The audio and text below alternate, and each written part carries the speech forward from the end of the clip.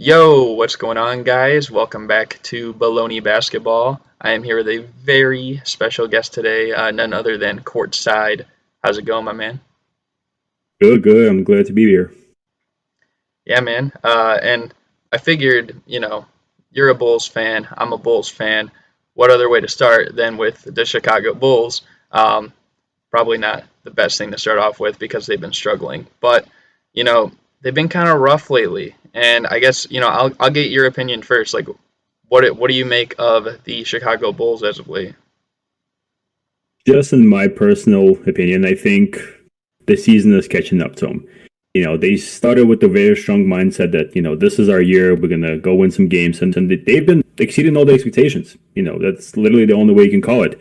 And then the injury stuff was literally they were playing with the different five like every other night. Especially with the point guards constantly switches. Kobe White's out, Lonzo's out, Caruso's out. And they did a phenomenal job adjusting to it. Like, if the record, like literally probably from a month ago, it wasn't even getting to them, and I think it is getting to them now, because it is hard to constantly be playing with different teammates and all that stuff. So I wouldn't pinpoint on somebody specifically, like performance wise. I think it's just me getting up to the team. Yeah, I mean, like I was checking. They started off the year, 24-10, which that's pretty good. And in their last 34 games, they're 500. They're 17-17. And I know, like you said, like Caruso's been out, Lonzo's been out, Patrick Williams has been out since like what game five or something, or game six of the season, pretty early. And all those guys are supposed to be back, so maybe when they're all back, I know Caruso is back now, but like when Lonzo, Mm-hmm. Pat Williams, and everyone is fully healthy, like maybe we'll see like more improvement, and we'll see like the Bulls that we saw earlier in the year. But for me, it's just like even with the injuries, I feel like, you still had DeMar and you still have Vucevic for pretty much most of the season. I know Levine's missed some games here and there, but he's still played like a majority of the year. And it just seems like sometimes, like, the effort is a bit suspicious. Sometimes, like, they don't come to play against these top tier teams. And I know that's been one of the biggest critiques. I'm sure you've heard it because I've heard it myself. Like, they haven't played well against the top tier teams, which is technically true, but it's like, it's just like why aren't they, I guess, putting in that effort sometimes? I thought, I forget what game. I think it was the one against the Warriors and the Nets. It was like back to back games where they just looked Mm-hmm. awful. And I know that was like a while ago now, but like still, it's just like something that's, I guess, indicative of the team. And this is still like a great season. It's a great building block season because I'm sure a lot of us, I remember people that said we wouldn't make the playoffs. And right now, like it looks like we are going to make the playoffs unless something like really catastrophic happened. Um, Mm-hmm. but like just some of these games, like the Kings game the other day, or when they lost to Orlando, like just some of those games in the recent, like in the second half of the season that's been played so far, like that's like something for me where I'm just, I don't know how to say it. It's just like kind of like bugging me, like you know what I mean? Yeah, no, I hear you, and I want to say too, early in the season with certain teams, it just looked like they didn't even want to try to play. Like the first time they played the Warriors when they lost by like 40, is that? It just looked like they were like, you know what? I mean, we're a decent team, but we're not going to beat the. And they never tried to. Yeah. And it's the same. They did get a couple of wins again early in the season, which was good. But at the same time, I mean, the Nets haven't been having that great of a season. But yeah, with the top tier contenders, the Warriors and all those teams, just like you said, sometimes it just doesn't look like they want. It's pretty sad.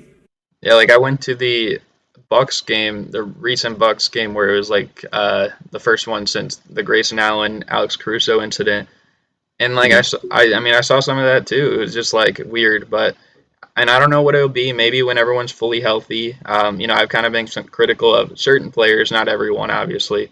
Mhm. Critical of Billy Donovan at points, but we'll see. Like, I mean, maybe that's what we need. Maybe we just need like the whole gang together, and maybe that's just the answer. I mean, after all, they were like the last team to lose a game in the Eastern Conference. Like, I think they were the longest undefeated team. So maybe that's it. um, Maybe it is. Yeah, I just wanted to add two things real quick. Well, I feel like we're partially guilty of it, but with the big market teams, especially if they suck for a while. Once they get decent, they tend to win the championship right away. And I know we had a really good start of the season, been sitting at the first spot of the conference for a while. At the same time, still will really look like the number one team in the East.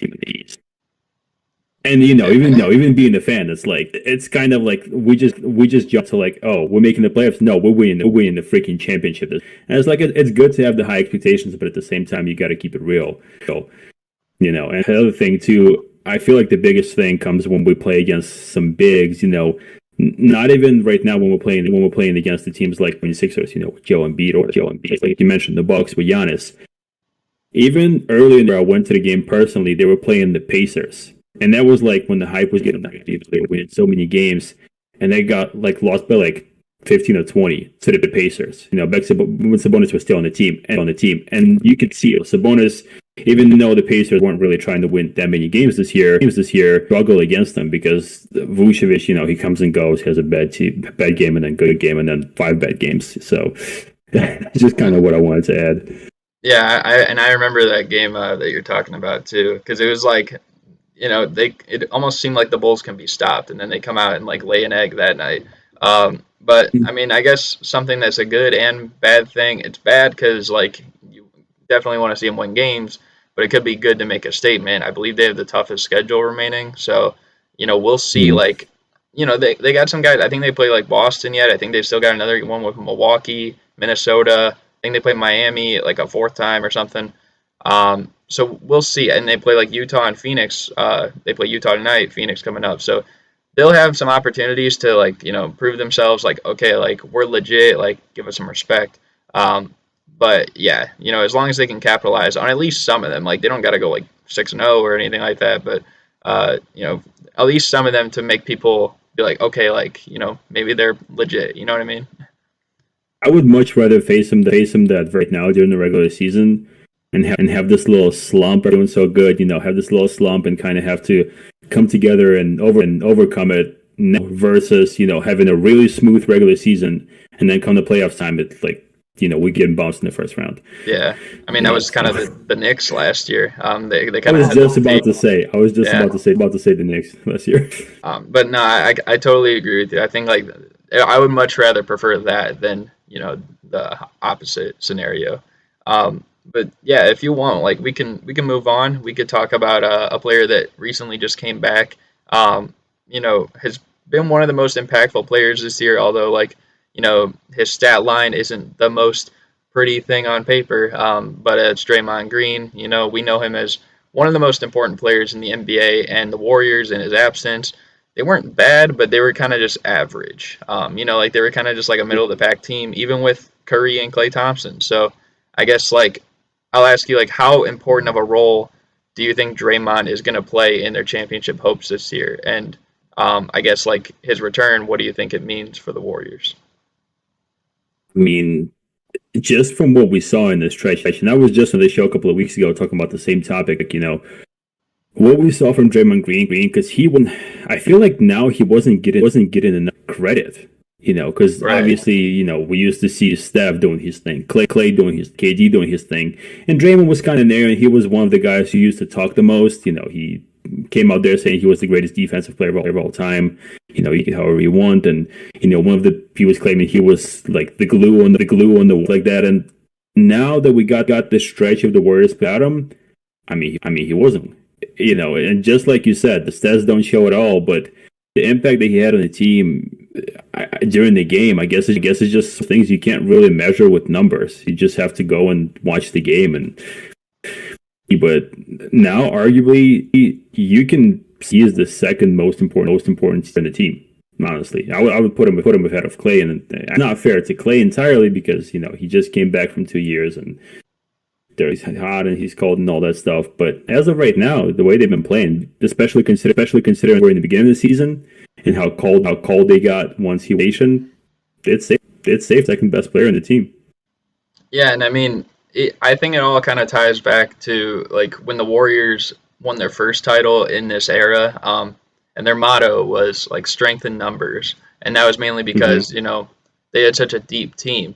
But it's also not only do they have such a deep team, but it's like they can do a variety of things at an exceptional level, like the ball movement, the defense, the playmaking, and like those three things in particular is something that Draymond Green's really important at doing. He's kind of in a sense like their defensive anchor. And in the games without him, I know they were still like pretty solid defensively, probably better than some people expected. But they weren't like the juggernaut defensive team that they were at the start of the season. And I think they started the year like 27-6. People were actually saying like, could this team like win 73 games again? Like people were actually saying this before Draymond went down. Now it's like, well, first of all, that's not even a possibility. But second of all, like he plays such a huge role, and you even said probably the second best player on the team.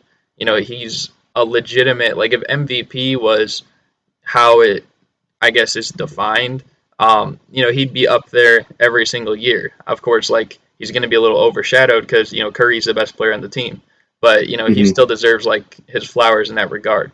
And I mean, we'll see. Like it's about 10, 15 games left in the season, so I mean, there's enough time that the Warriors, they could end on a hot streak, and maybe people early on were probably, from what I saw, a lot of people were saying the Warriors would be the favorites in the West.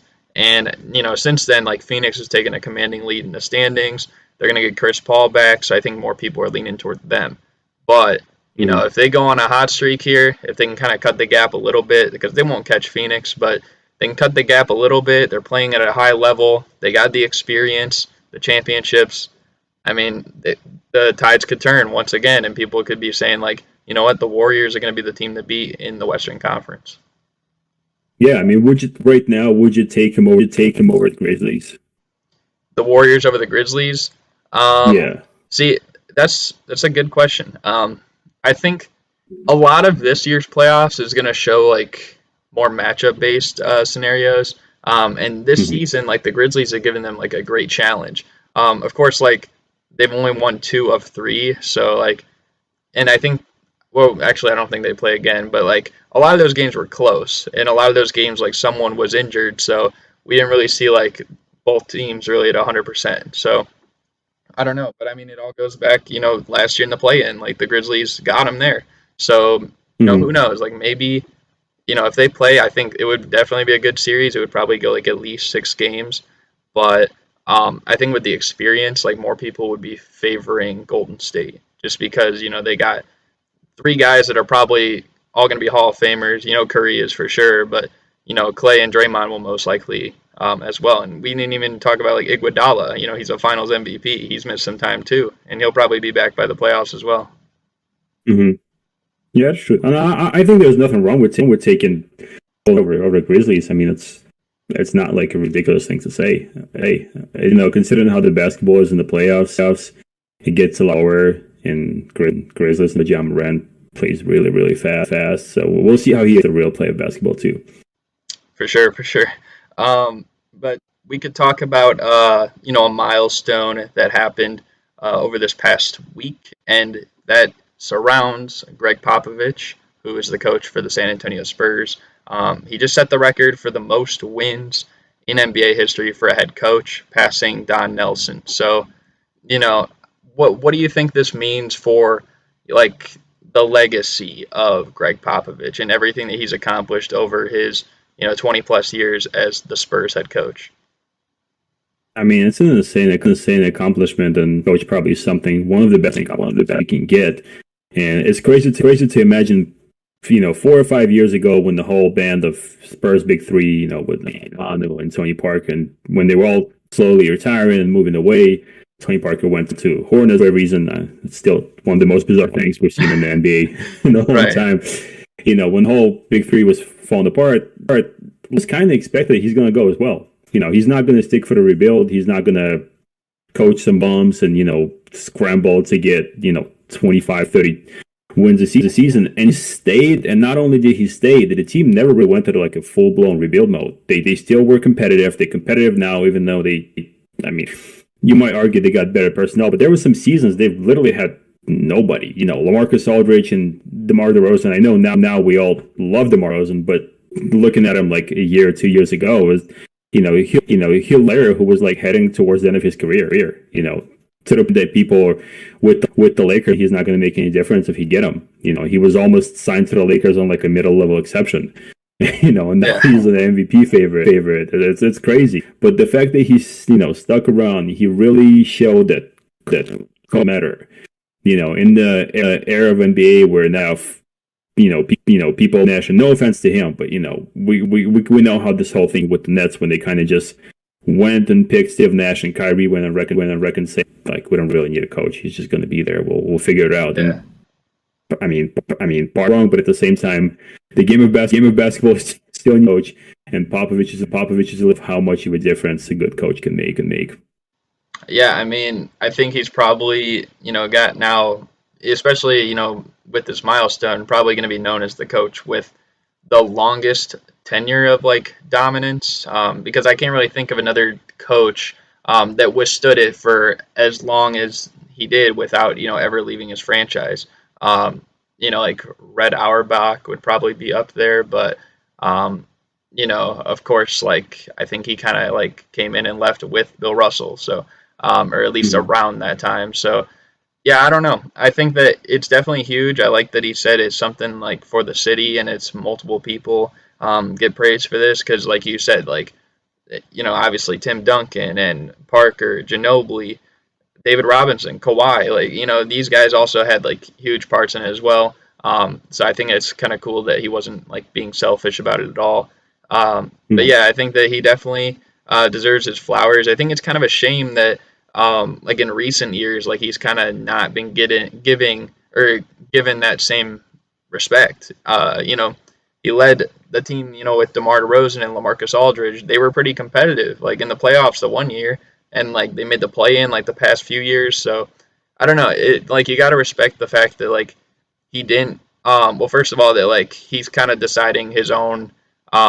Like he's kind of writing his own ending in a way. Like he didn't say like, what, Tim Duncan's out, I'm out, or like Ginobili's gone, I'm gone. Like he's kind of going until he feels he's done, or until like he doesn't have anything left to prove. And the fact that like he doesn't want to rebuild is pretty cool. And I saw like a graphic where they were comparing a lot of like the head coaches, and I think like he's only coached like 4 people that made the top 75 team, which they were comparing to like guys like Pat Riley and like Spoelstra and I think stuff like that. And it was like, I think it was the least of like the whole group. And really it was kind of like 3. I think the other one was like Dominique Wilkins in his first year where they were like David Robinson was injured or something. But it just says a lot, like to be coaching that long and like you don't have supreme talent. Of course, like the Big 3 dynasty and then like the Twin Towers era. And then when Kawhi came along, like those were their supreme players. But, only about maybe 5 or 6 of them over, 2 to 3 decades. Like that's pretty impressive. Yeah, and you brought up an excellent point about, him being loyal to doing it for the city because he just like, he could have went anywhere. Once the things went south, in Texas, no pun intended, he could have went anywhere. Literally any franchise would have taken him, given him all the money they could have given them, and he could have probably gotten even more wins out of it. But he didn't do it. He did it with the Spurs, with not personnel, and it deserves a lot of respect. Yeah. I couldn't agree more really with that. Like, let me toss you one question real quick about the coaching thing, because before I forget, I just want to know. You think you think Eric Spoelstra got a job? I think he got a what? What'd you say? He has a chance to catch up with Pop. Oh, as far as it's funny you asked that because my dad asked me the same question, like when we were looking at it. I plot twist. I'm your dad. I personally don't. And that's not like disrespect to him, but like I think mainly the fact that Popovich from his like I guess first full season there because like he took over like the half of the one season, but his first full season with the Spurs until like I think the last year that like Ginobili was there, and Tony Parker and Kawhi and stuff. Like they won 50 games every single year, So it's like that's 21 years of that, and then they made the playoffs the next year. They were relatively competitive the last 2 years, and this year like they're not like the worst team. Like they have a play-in hope, but they're probably not going to make it. Hmm. So I think like all that considered, and you look at Eric Spoelstra, who's been doing it like half as long probably, and I think like he's had years where he's been like below 500 or just at 500. I think like maybe he's had 3 or 4 seasons like that. Um, Even like the one year that they had successful after LeBron left in 2016, like I think they only won 48 games. So it's like that's worse than like 21 seasons of Popovich. Hmm. So I don't know. It'll be hard to catch him um, unless like they have more seasons like this. Like this year, like maybe like 10 or 12 of them. But it's gonna be hard to get that. You know what I mean? Yeah, 10 to 12 is hard. It's hard, but next 4 or 5 years, you can see him being really competitive with the way they're structured right now. But yeah, there's really no right or wrong answer for this one. He'll get up there for sure. Like he'll probably end up somewhere in the top five. But I just don't know if he'll pass Popovich because we don't even know if he's retiring this year. He might go That's another true. year after that. Like I feel like a lot of people are thinking like, oh, he's done now for sure. But I mean, he surprised us when he didn't retire, like 4 or so years ago, or the year after that, and Hmm. like we're all like, when's he gonna do it? But yeah, that's I guess my perspective on that. Now, if you want, like we could progress here to the March Madness section, and we don't have to spend like a whole lot of time on this, but we could, I guess, I don't know if you like have a projected winner per se, like in the tournament, or like any notable predictions or something. What are you, I guess, looking forward to in March Madness?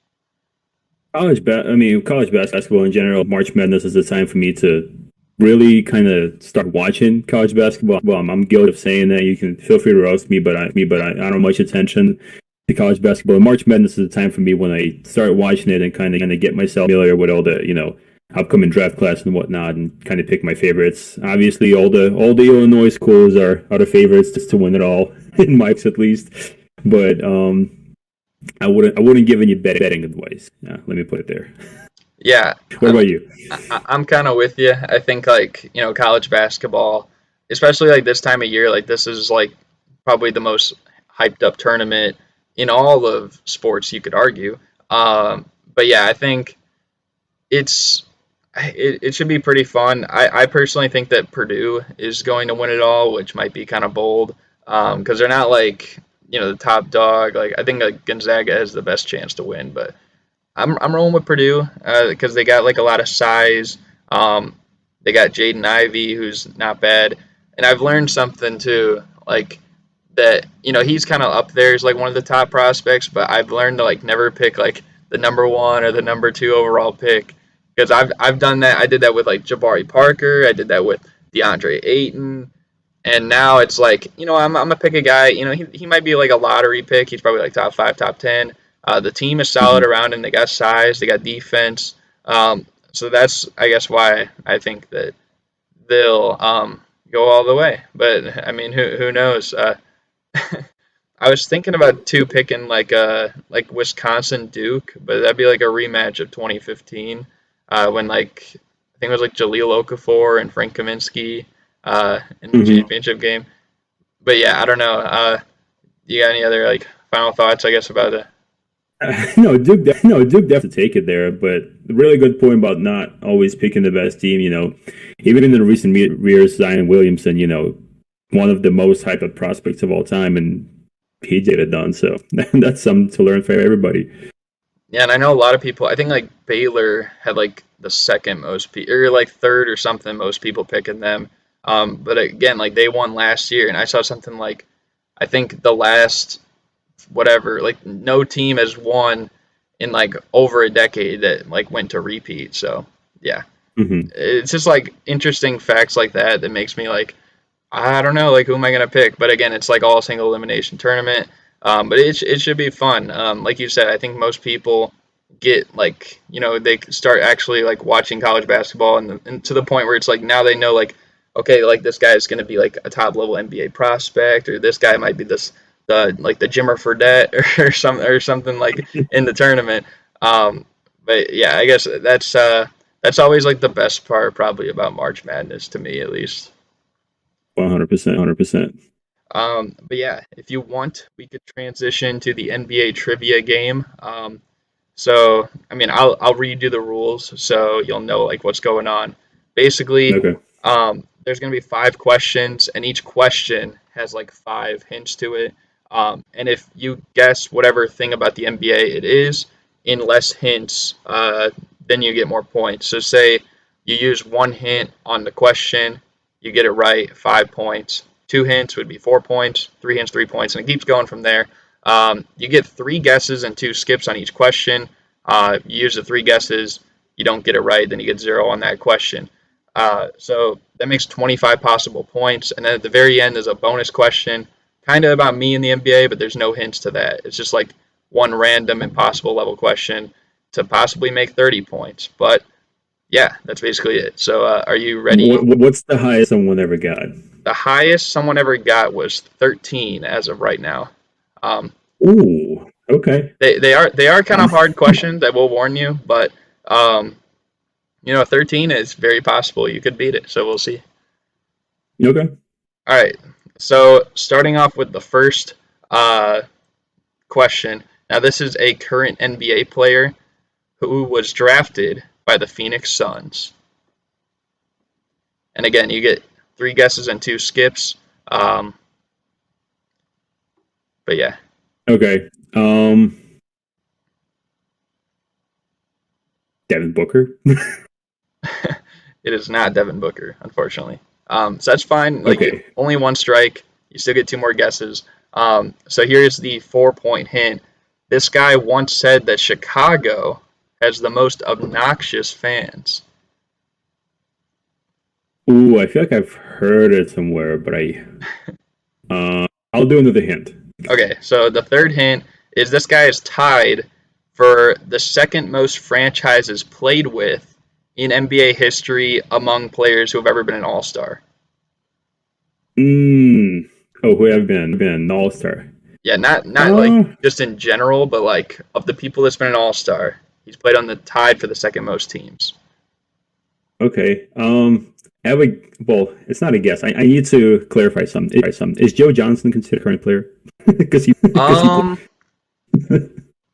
I I wouldn't consider him a current player because I don't think he's. Well, he did play this year, but I don't think he's on a did team play right this now. year. So I would say no personally. Okay. All right. Considered. He's tied for the most. Uh. Ooh. Goran Dragic. It is not Goran Dragic. So that's strike number 2. So All you right. get Give me one another more. hint. You got one more guess and one more skip available. Here's the 2 point hint. This guy is one of 37 players in NBA history to play for both the Lakers and the Celtics. Oh, Rondo. It is Rondo. Yes. Okay. Okay, so that's not bad. You got 2 points there, which is actually on pace for what I give my guests. I say for my guests, always aim for at least 10. That'd be pretty solid. So you're right there, and we'll see. I mean, you might get like some of these other ones like with more points. All Okay. right, so the second question, the first hint, is now this is a current NBA coach who was born in the Middle East. Born in the Middle East. Um. Hmm. I'll go with Eric Spoelstra just for the giggles. Okay. Unfortunately, it is not Eric Spoelstra though. So that's Okay. strike number 1. Still got 2 guesses, 2 skips as well. So the second hint, the 4 point hint, this guy once played in the NBA, and throughout his career, he was teammates with guys such as Tom Chambers, Shawn Kemp, and Manu Ginobili. Not all at once, but like at some point. Uh. Isn't that Mike Dunleavy? Are you guessing Mike Dunleavy here? Yeah. Unfortunately, it is not Mike Dunleavy. So that's 2 strikes now. You might want to be cautious because you got one more guess. You do have 2 more skips, but here's the 3 point hint. So this guy is the only person in NBA history to win 3 or more titles as both a player and also as a coach. And again, he's a current NBA coach, born in the Middle East too. Hmm. Uh, See, I feel like I have an idea, but I feel like I might be wrong. But I'll send it anyways. I'll say Luke Walton. Going with Luke Walton, your final possible guess here. Mm-hmm. I hate to break it to you, but it is not Luke Walton. Who is Um, it? well, I guess I'll see if you can get it. So this guy also has the highest 3-point percentage in NBA history. Steve Kerr. It God is damn Steve it. Kerr. Yeah. So that's tough. You don't get any points on that one because of the three guesses. But yeah, I thought that was interesting. Like born in the Middle East, because you wouldn't really think that. You know what I mean? Yeah, nah. But yeah. Okay. So now we're on question three. The first hint, 5 points possible here. This NBA team. Now this is an NBA team. Drafted the first African American player in the NBA, Chuck Cooper. Boston Celtics. That's pretty good. Yeah, you got it right. Uh, I'm assuming you knew that then. I learned from every Celtics fans when they saying that every Celtics fan is a racist. So I've learned it from there. Oh gosh. Okay. Yeah, I thought that was gonna be a more of a stumper question, but okay. So now you got 7 points. So that was huge. All right. So the fourth question, just like that, the 5 point hint is this is a former NBA player who won back-to-back March Madness championships. You told me nobody won March Madness championships like 5 minutes ago, back to Well, back. I said no one has won one like anytime really recently. Ah, okay. Well, I guess I got a hit out of you for this one. You got I'm gonna have to use another hint. okay. So the second hint is he is one of 10 players since the year 2000 to have a season where he finished top five in both MVP and Defensive Player of the Year.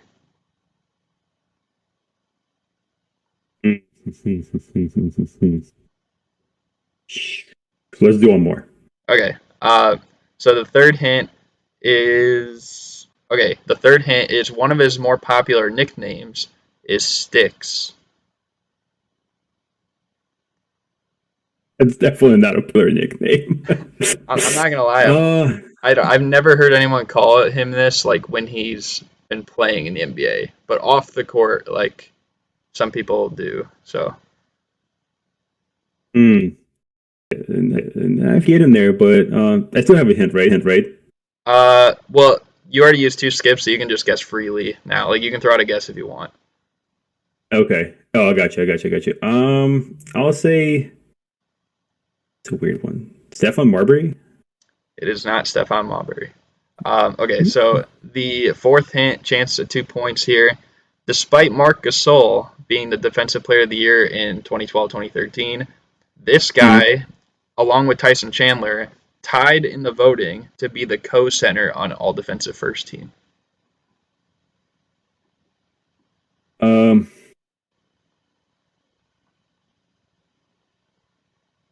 So Andrew no, Bynum. it is not Andrew Bynum. Okay, so Okay. that's the second strike. I think you'll get it after this one, though. So for a chance to get a point here, arguably his most iconic moment is when he disrespected the city of Cleveland during the playoffs. Joakim Noah. It is Joakim Noah. I had to put a Yeah, I know. Yeah, he was called Sticks. Yeah. yeah, I had to put a Bulls player in there just because of the connection.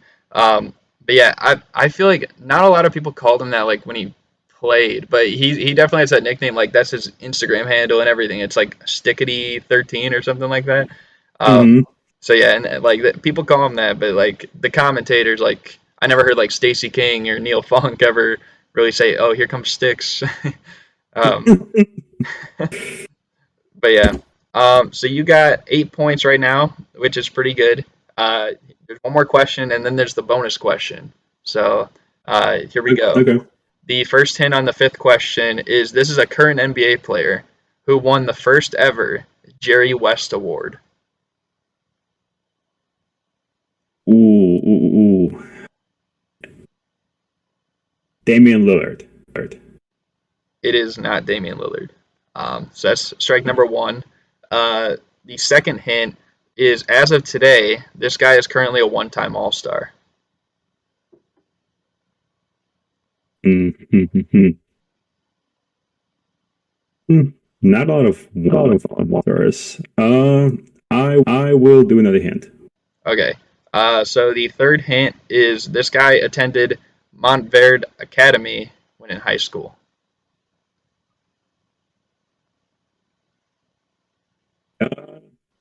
Is it Andrew Wiggins? It is not Andrew Wiggins. So that's strike number two. You got one more guess and one more skip available. So the fourth hint is this guy has been teammates with both Kobe Bryant and Stephen Curry throughout his career. At some point, obviously. Well, obviously not at the same time. um, that is a good one. And he's a current player too. He's still playing. Correct.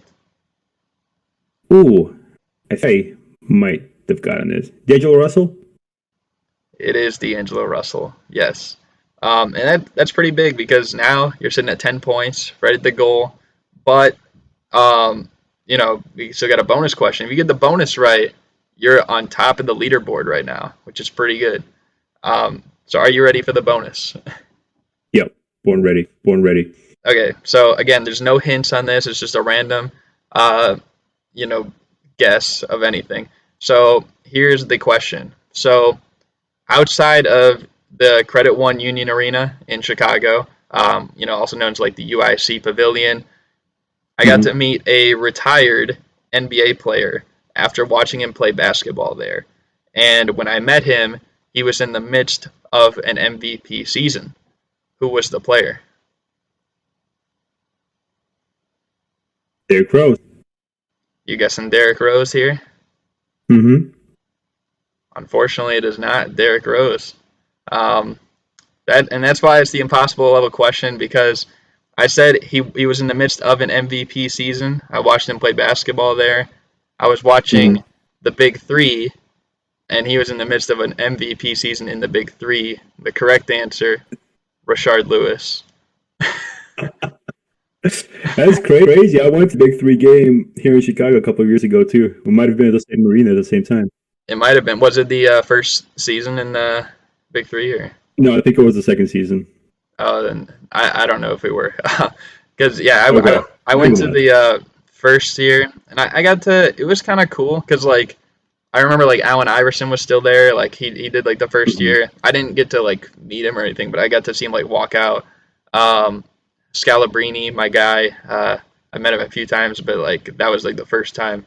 And then, I saw, like, Rashard Lewis he was casually outside the arena, like, in casual clothes, just taking pictures of people, which I thought was pretty cool, but it was, like, also, like, pretty unexpected. Well, damn. Wish I knew that one. Yeah. And that's why it's the impossible level question. No one has ever gotten an impossible level question correctly. It's intended to be tricky, hard, confusing. But yeah. So, I mean, you still did pretty good. I mean, getting 10 points, that's the goal, like I said. So, that's pretty solid. And you got a 5-pointer, which I think only one other person has gotten a 5-pointer in my whole time doing these. So, that was pretty impressive.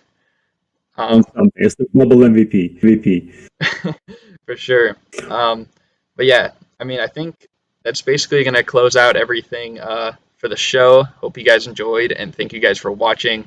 You got any final thoughts before we close out? The Courtside on YouTube. For sure. Yeah, with all jokes aside, it was a lot of fun. I appreciate everything. Yeah, and I'll have down there, like, check description so you guys won't forget. Also, feel free to tune into my recent video, which was like an NBA draft thing we did. We were both a part of it, along with some other content creators. And we also did a collab just about an hour ago on his channel. Probably not going to release at the same time, but so feel free to, go check him out. Go check out that video and type Super Mario Hoops as a casual if you want. But yeah. That's basically going to do it. Again, hope you guys enjoy. Thank you guys for watching, and we're out. Peace.